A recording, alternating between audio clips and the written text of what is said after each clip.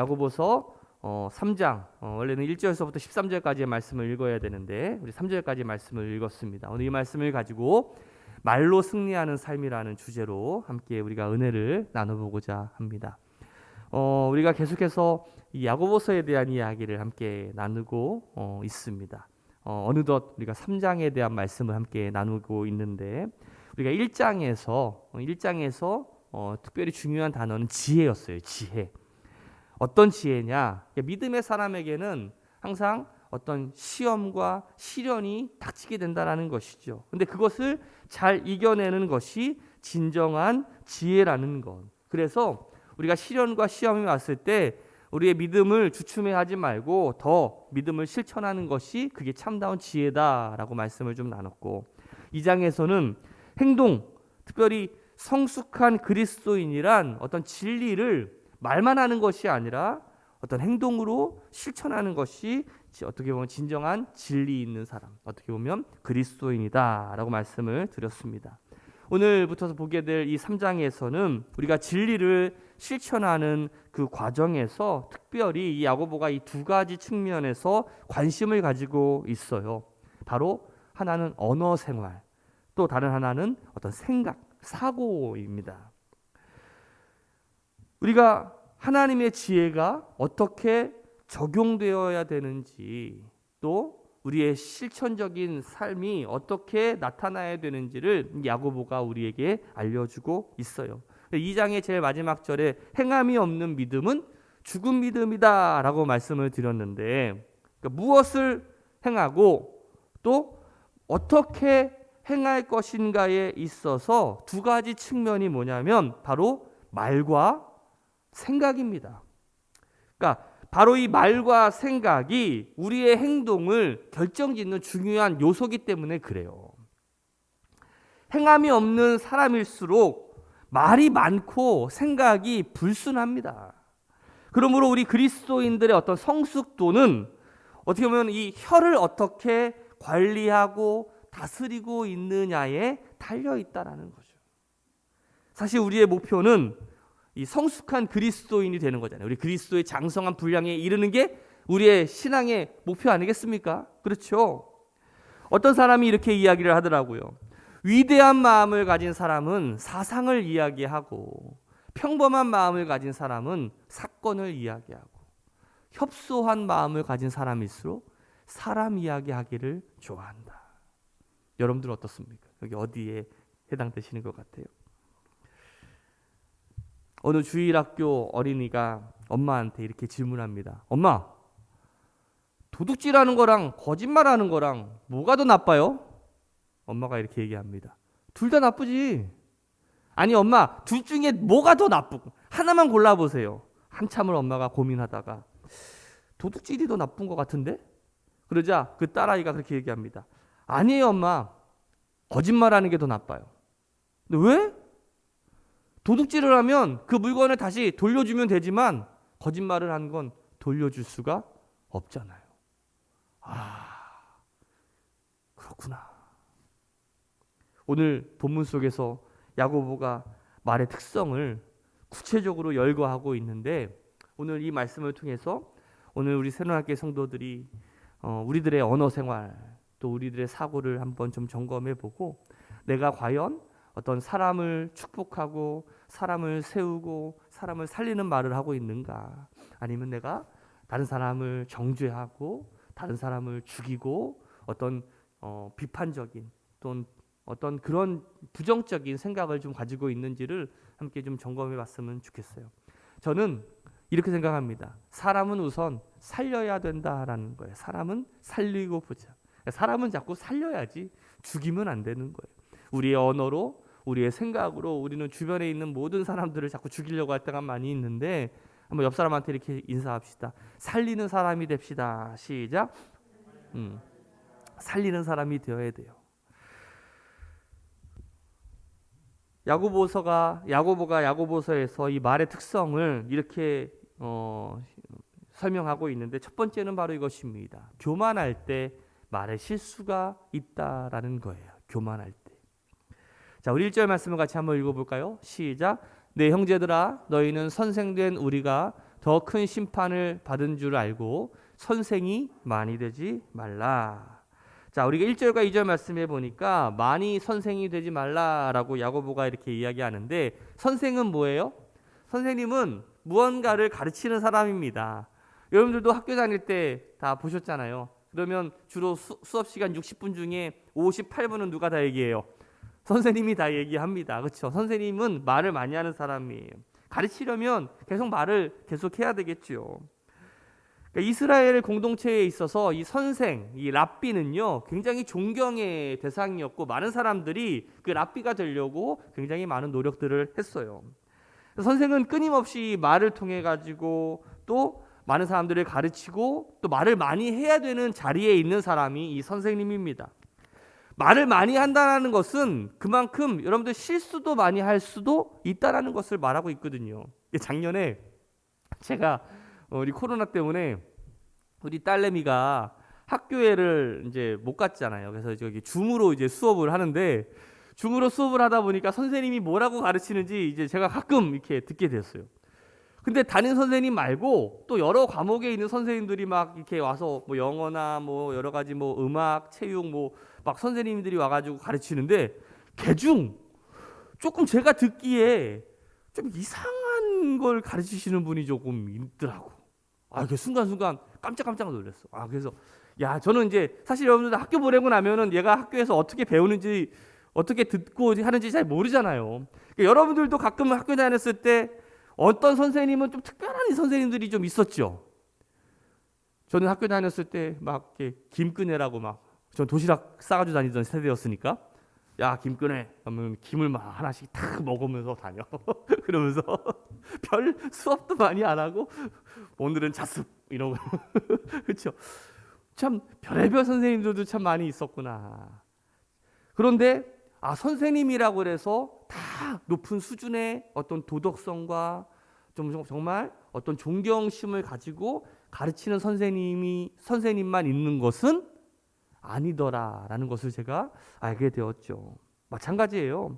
우리도 마찬가지인 것 같아요. 우리 1절 말씀해 보니까 내 형제들아 너희는 선생된 우리가 더 큰 심판을 받은 줄 알고, 2절에 보니까 우리가 다 실수가 많으니 만일 말에 실수가 없는 자라면 곧 온전한 사람이다라고 말씀하고 있어요. 그러니까 말에 실수가 없는 사람이면 온전한 사람이라는 거죠. 여러분들 옆에 사람한테 물어보세요. 온전한 사람입니까? 한번 물어보세요. 시작. 물어보지도 못해요. 부끄러워가지고. 그렇죠? 그런데 온전한 사람이 없대요. 성경에는 그런 사람이 없다라고 이야기하고 있어. 그러니까 여러분들 온전하지 않은 게 여러분들 정상인 거예요. 우리는 온전하지 못한데 온전한 사람이 되려고 굉장히 노력하는 사람이다. 그렇죠? 이것은 누구나 우리는 실수를 하고 또 말에 또 행동에서 우리가 실수를 다 같이 하고 있는 연약한 존재라는 거예요. 예수님께서 이 성경에서 지도자들에 대해서 이 높은 것만 탐내는 그리고 자리다툼을 하는 그 지도자들을 향해서 경고하고 있습니다. 누가복음 20장 45절 이하에 뭐라고 되어 있어요? 모든 백성이 들을 때에 예수께서 그 제자들에게 이르시되 긴 옷을 입고 다니는 것을 원하고. 긴 옷을 왜 입고 다닐까요? 뭔가 좀 있어 보이려고. 그렇죠. 가끔 죄송합니다. 공부 많이 하셔가지고 박사 되신 분들도 있는데 이 목사 가운 입으신 분들 중에 여기 박사 가운 세 자리 이렇게 다 붙이고 있는 분들이 있어. 저는 그게 조금 마음에 들질 않아. 그러니까 제가 학교 다니면서 제가 박사를 못해서 그럴 수도 있을 것 같은데, 제가 목회를 딱 나와가지고 이제 박사 과정에 제가 합격해가지고 이제 박사 과정을 다니다가 그런 생각이 문득 들더라고요. 목사면 됐지. 박사까지 해야 되나? 그 시간에 성도들을 더 사랑하면 되지. 그렇게 그 공부하려고 10년간 이렇게 해가지고 박사 가운 받는다고 정말 뭐가 더 좋을까? 목사면 그거 목사로 만족하면 되지. 박사 받을 수 있죠.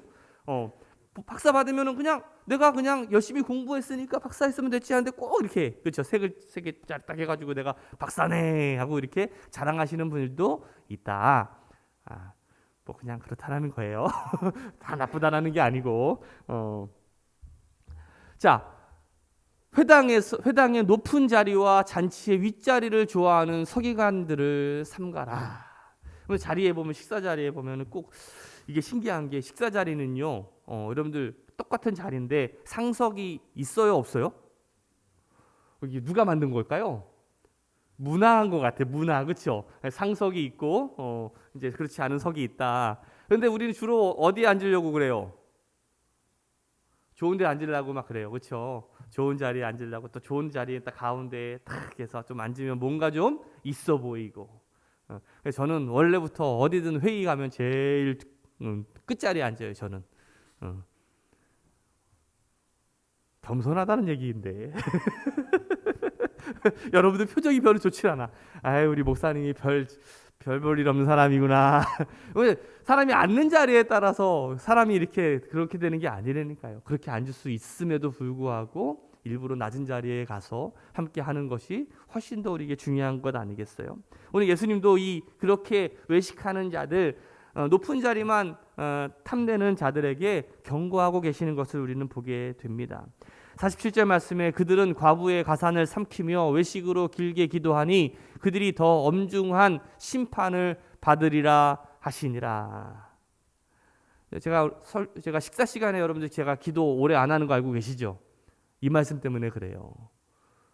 외식으로 길게 기도하니 원래 이 외식은 그 외식이 아니라 그냥 거짓된 표현인데 우리 외식할 때 길게 기도하지 말라. 웃으셔야 되는데 이 얘기할 때.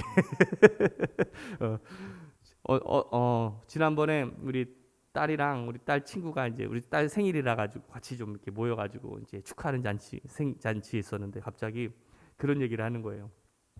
개편하다라는 얘기를 하네. 개편하다.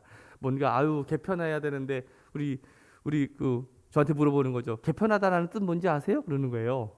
여러분들도 개편하다라는 말 뭔지 아시죠? 가끔 우리가 계절이 바뀔 때 라디오 방송에서 뭐 개편 방송 뭐 개편해서 방송이 뭐 됐네 뭐 이렇게 하잖아요. 근데 요즘 우리 젊은 애들한테 개편하다 그러면은 찐 편함. 이게 무슨 말인지 아세요, 여러분들? 찐 편하다고. 정말 편하다고. 개 편하다. 그렇게 인식한다라는 거죠. 우리가 성경 말씀을 읽을 때도 저 외식으로 길게 기도하니 이렇게 표현했을 때는 아마 우리 딸내미 같은 애들은 외식 나갔을 때 아빠 외식할 때 길게 기도하지 말라고 그랬잖아. 이렇게 이야기할 거라는 거죠. 뒤늦게 웃음보가 터지신 분들이 있어요. 우리 선생님이 된다라는 것은 특권입니다. 그렇죠? 그러나 특권인 동시에 어떤 책임을 수반한다라는 사실을 우리는 잊어서는 안 돼요. 그러니까 위대한 교회는 여러분 선생이 많은 교회가 아니라 종이 많은 교회예요. 지배하려는 사람, 막 잔소리하려는 사람, 그런 사람들이 많은 교회가 훌륭한 교회가 아니라 겸허한 자세로 먼저 내가 행동하고 먼저 내가 일하는 사람들, 그런 사람들이 많은 교회가 되는 교회라는 거죠. 여러분들이 어떤 사람들이 되어야 될까요? 두 번째는 야고보서는 이렇게 말합니다. 말에 영향력이 있다라는 거예요. 우리 4절과 5절 말씀을 같이 한번 읽어볼까요? 시작. 또 배를 보라. 그렇게 크고 광풍에 밀려가는 것들을 지극히 작은 키로서 사공의 뜻대로 운행하나니 이와 같이 혀도 작은 지체로 돼 큰 것을 자랑하도다. 보라 얼마나 작은 불이 얼마나 많은 나무를 태우는가. 최근에도 우리 강원도 경북 지역에 그 산불 피해가 어마어마하게 일어났습니다. 사실 매년마다 이런 산불로 인해서 피해를 보는 금액이 어마어마하다라고 하더라고요. 근데 가끔 보면 그 산불이 나는 그 원인이 그냥 어떤 자연의 현상으로 인해서 나타나는 것기도 하지만 어떤 인간의 어떤 부주의한 실수로 일어나는 경우가 거의 대다수라는 거죠. 담배꽁초. 그렇죠? 그리고 그냥 내 집안에 있는 물건을 그냥 소각하려고 하다가 그런 불들이 이제 바람에 붙어가지고 하는 그런 불. 어떻게 보면 작은 불로 시작했지만 정말 한 달 내내 막 꺼지지 않는 불로 그만큼 자라나는 것들도 얼마나 많이 있는지 몰라요. 오늘 야고보가 이 혀를 배의 키로 비유를 합니다. 여러분들 여러분들 그 페라리나 막 그 뭐야 유람선 같은 거를 보면 막 어마어마하게 큰 배들이 많이 있더라고요. 그렇죠? 근데 가끔 가만히 아무리 배가 크더라도 그 배를 이렇게 움직이는 그 키는요. 배에 뭐 몇십만 분의 1 정도 되겠죠. 저기 조그맣니다. 그렇죠? 그 정도로 이 야고보가 그렇게 이야기하는 이유가 뭘까? 오늘 작은 불이 큰 산을 다 태운다는 그 말처럼 우리의 언어가, 우리의 말이 어떻게 보면 작은 불보다 더 위험하다는 것이죠. 그 작은 혀가 엄청난 일을 우리가 일으킬 수 있다라는 거예요. 말의 영향력은 정말 가공할 만한 어떤 파괴력을 가지고 있습니다. 그래서 성경은 죽고 사는 것이 혀의 권세에 달려 있다라고 말씀을 드렸잖아요. 우리 입에서 나오는 말 한마디가 어떻게 보면 사람을 살리기도 하고 사람을 죽이기도 한다는 것. 때로는 그 말 한마디가 공동체를 완전히 분열로 이끌기도 하고 가정을 분열로 이끌기도 하고 국가를 혼란하게 할 수도 있다는 거예요. 여러분들 교회 안에서 가장 무서운 사람이 어떤 사람인지 아세요? 교회 안에서 가장 무서운 사람은 제가 전화할 때마다 통화 중인 사람이에요.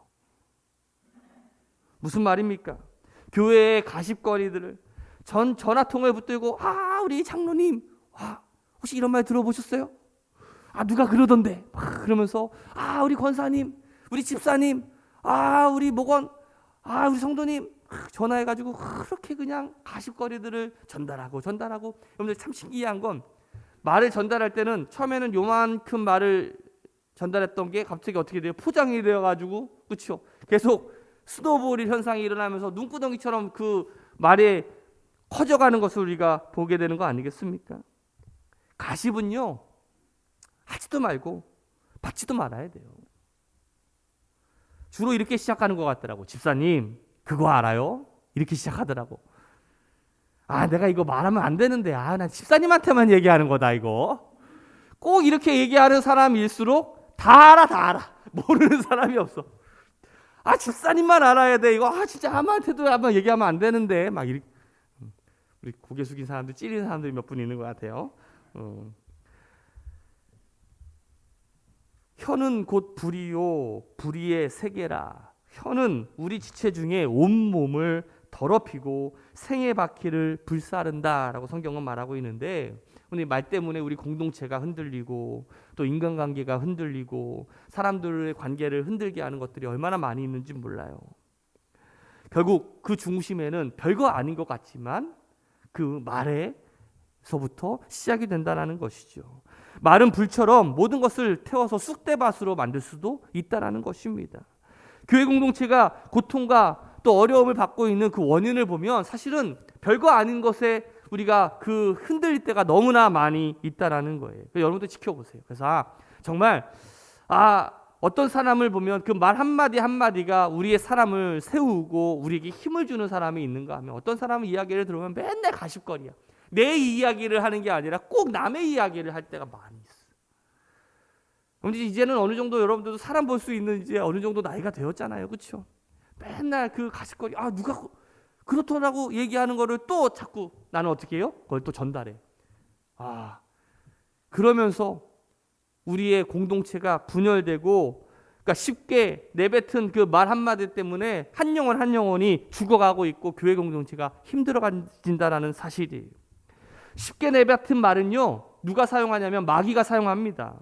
마귀는 우리가 쉽게 뱉은 말을 가지고서 교회를 분열시키고 좋았던 관계를 깨트리고 원수로 만들게 한다는 거예요. 그게 마귀의 역할이죠.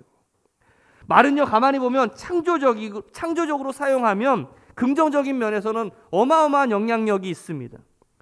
태초에 말씀이 있었다. 그렇죠? 그 말씀은 창조의 역사를 만들어냅니다. 생명의 역사를 만들어내요. 말은 병든 사람도 일으켜 세울 수 있습니다.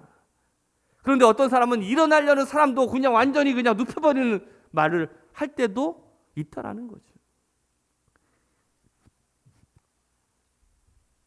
우리가 어떤 말을 가지고 어떤 창조적인 언어를 사용할 것인가? 파괴적인 언어를 사용하실 것인가? 오늘 우리 새로운학교 성도들이 생명의 언어, 창조의 언어를 사용하시는 우리 성도님들이 되시기를 주님의 이름으로 축복합니다. 자연적으로 넘어갔어요. 세 번째, 말은 독성이 강하다는 거예요. 말은 독성이 강하대. 우리 6절 말씀을 읽어봅시다. 시작.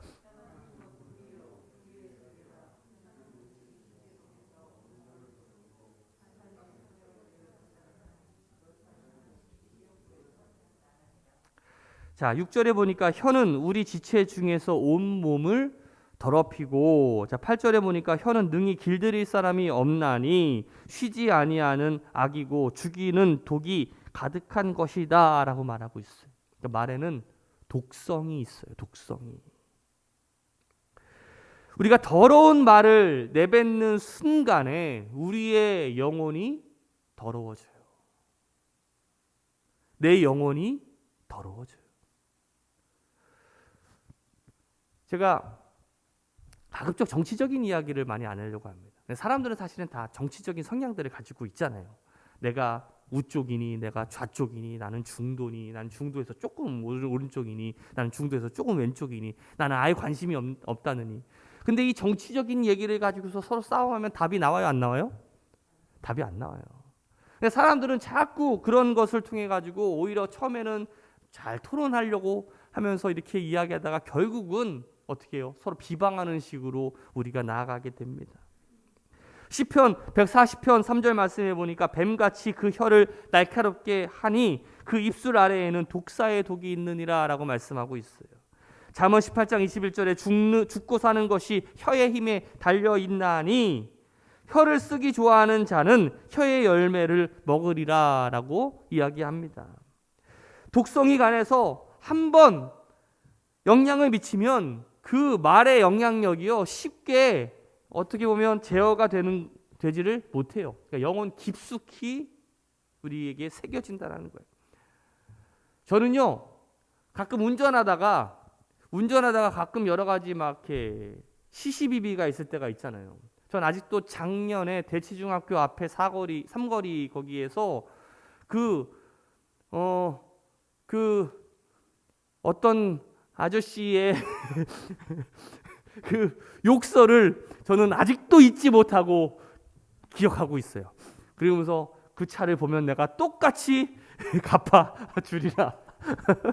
여러분들도 가끔씩 막 상처 입은 들 말을 막 들으면 지금까지도 막 분노가 막 자다가 깨고, 그쵸?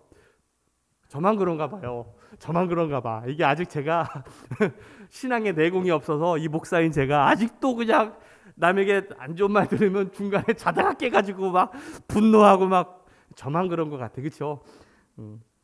어떤 말들은 평생 우리의 삶에서 지워지지 않는 것들이 우리 가운데 있잖아요. 그렇죠?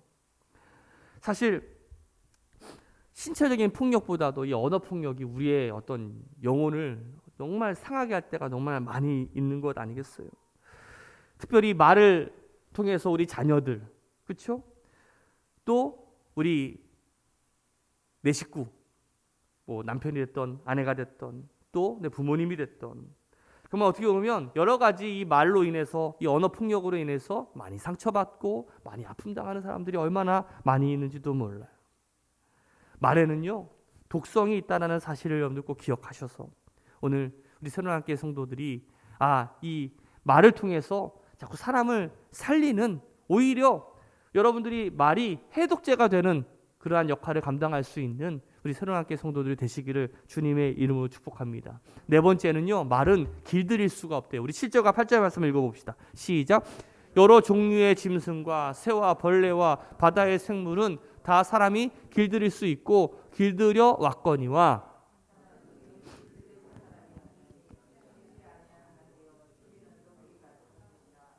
아멘.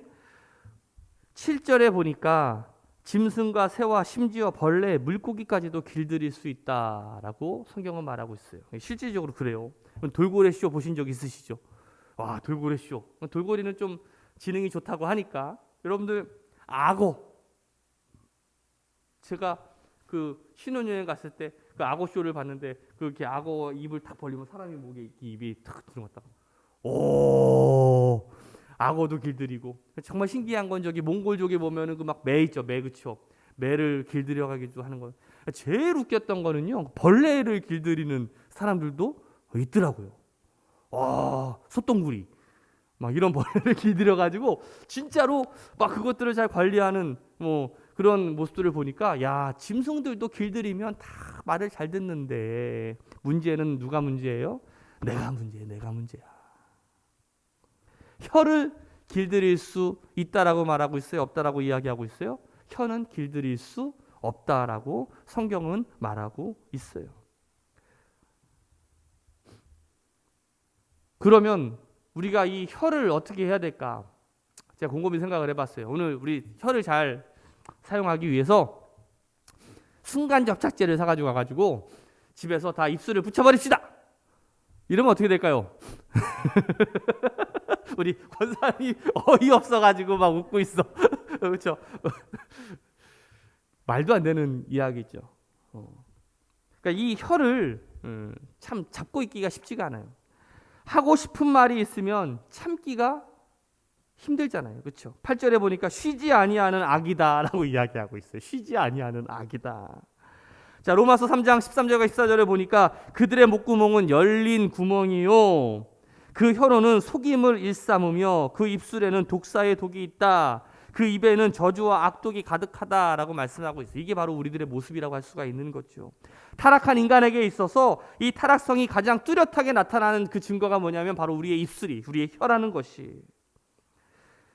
여러분들, 우리가 그 욥기서에 보면 의인 중에 의인이라고 하는 욥도 처음에 그 친구들이 와가지고 네가 당하는 고통이, 네가 당하는 그런 어려움들이 다 뭐라고 하면서 막 그 욥에게 막 이야기를 할 때 처음에는 욥은 어떻게 했어요? 잘 참고 있었어요. 참고 있다가도 욥도 처음에는 침묵했지만 나중에는 어떻게 해요? 막 욕지거리하고 막 그래요. 욥도 그래요. 욥도 그래요. 혀는 쉬지 않는 악이요 공회 중에 공회라고 할 수가 있어요. 그 배경에는 어떻게 보면 이런 것이 있을 것 같아요. 교만함, 나의 교만함. 그러니까 나는 너랑 다르다라는 것을 이야기하다가 자기 자랑을 막 이렇게 이야기하다가 결국 그 자기 자랑 할 게 없으면 그때부터 어떻게 하냐면 자기를 높일 수 없으니까 남을 낮춰. 그렇죠? 그래서 헌담하고 비방하고 그러면 뭔가 내가 조금 더 높아지는 것 같은 느낌이 드나? 사실 우리 완전한 언어 생활은 할 수는 없겠지만 우리 사람을 살리는 우리 새로남교회 성도들이 되시기를 주님의 이름으로 축복합니다. 다섯 번째는 혀의 이중성이에요. 우리 9절과 10절 말씀을 읽어봅시다. 시작.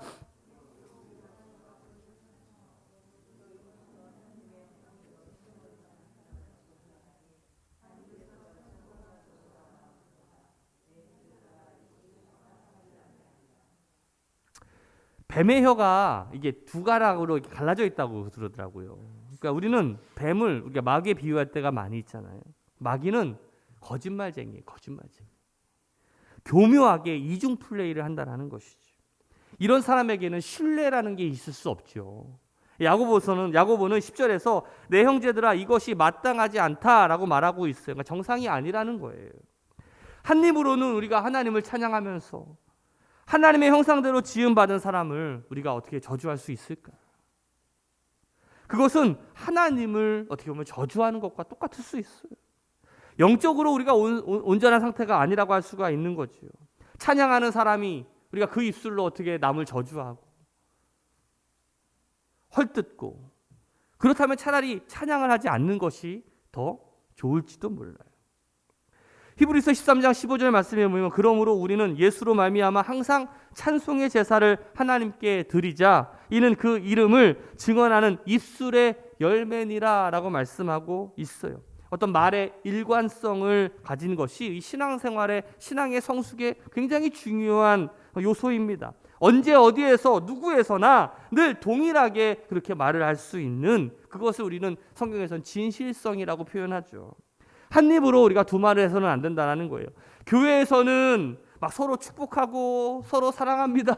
막 그렇게 해놓고서 집에 갔는데 아이 그 집사 봐라 막 아유 그 권사 봐라 막 그러면서 욕하면 자녀들이 얼마나 헷갈리겠어요. 우리는 말만 듣는 사람이 아니라 사실 말을 하는 사람이기도 하잖아요. 그러니까 항상 같은 일관성을 가지고 우리가 살아갈 수 있는 우리 새로남교회 성도들 되시기를 주님의 이름으로 축복합니다. 마지막으로 말에 대한 심판이 있다라고 성경은 말하고 있어요. 말에 대한 심판이 있어요. 우리 1절 말씀을 같이 한번 읽어봅시다. 시작. 내 형제들아 너희는 선생된 우리가 더 큰 심판을 받은 줄 알고 선생이 많이 되지 말라. 자, 큰 심판을 받은 줄 알아라. 우리에게는요 심판이 분명히 있습니다. 옆 사람한테 한번 물어보세요. 심판받을 준비가 됐습니까? 시작. 우리가 심각하게 받아들여야 될 부분이죠. 형제들아, 너희는 선생된 우리가 더 큰 심판을 받은 줄 알고. 자, 마태복음 12장 우리 36절과 37절 말씀이에요. 같이 한번 읽어볼까요? 시작. 내가 너희에게 이르노니 사람이 무슨 무익한 말을 하든지 심판날에 이에 대하여 신문을 받으리니 내 말로 의롭다함을 받고 내 말로 정죄함을 받으리라. 내가 한 말로 의로움을 받고요, 내가 한 말로 정죄함을 받는다라고 성경은 말하고 있어요. 말로 심판을 받는다라는 것은 참 무서운 말입니다. 하나님에 의해서 심판은 물론이고 어떻게 보면 현재의 삶에서도 자신이 한 말에 대한 심판을 우리가 받게 된다는 것이죠. 어떤 말을 하든지 간에 우리 하나님께서 듣고 계신다는 사실을 우리는 잊지 말아야 됩니다. 요즘 시대는 더 첨단 과학이 발달되어 가지고 녹음 기능도 어마어마하게 좋아졌어요. 그렇죠? 여러분들 잘 아시죠? 그런데 하나님은요, 훨씬 더 고성능이시잖아요. 온 천하가 하나님의 귀입니다. 항상 말을 할 때마다 우리가 항상 생각해야 되는 게 뭐예요? 심판이 우리 가운데 있구나. 그것을 우리가 항상 기억한다면 우리의 말이 조금은 조심스러워지겠죠. 말은 부메랑과도 같습니다. 내가 한 말이 그대로 되돌아온다라는 것, 어떻게 보면 그것이 심판이 아닐까. 내가 비난했으면 비난한 대로 돌아오게 된다는 것. 내가 축복의 말을 했다면 그 축복의 말로 돌아온다라는 것. 그래서 우리 속담에 뿌린 대로 거둔다라는 말이 있잖아요. 칭찬을 계속 뿌리면 칭찬이 돌아오고 축복을 뿌리면 축복이 계속 돌아오게 돼 있는 거예요. 전에 이 독일이 분열되어 있을 때, 분단되어 있을 때, 동독과 서독으로 나누어져 있을 때 이 분단 경계에 있는 거기에 이 동독 사람들은 끊임없이 서독을 향해 가지고 쓰레기를 계속 버렸대요. 그러면 서독에 있는 사람들은 어떻게 해야 되느냐? 같이 쓰레기를 버려야 되는 거 아니겠습니까? 그런데 먹을 것, 통조림 그런 것들을 줬대라는 거예요. 나중에 왜 그랬냐고 물었더니 그 말이 참 대단합니다. 사람들은 자기에게 있는 것을 내어버린다. 그렇죠. 우리의 언어가, 우리의 삶이, 우리의 모습이 남에게 줄 수 있는 것, 그러니까 내게 있는 것을 주는 거예요. 내가 축복의 사람이면, 내가 사랑이 넘치는 사람이면 다른 사람에게 사랑의 언어를, 축복의 언어를 주는 거죠. 그러나 반면에 거꾸로라면 온갖 시샘과 질투와 그런 마음을 우리가 줄 수밖에 없는 것 아니겠어요?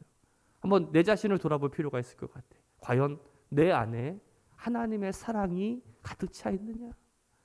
내가 하나님이 나에게 주신 그러한 풍성한 생명의 축복을 내가 누리면서 살아가고 있는가?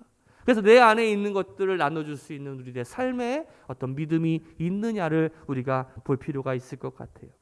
사랑하는 우리 새로운교회 성도 여러분들, 성경에서 집사의 자격을 말할 때 그 자격 중에 하나가 바로 언어 생활이에요. 우리 디모데전서 우리 3장 8절 말씀을 읽어볼까요? 시작.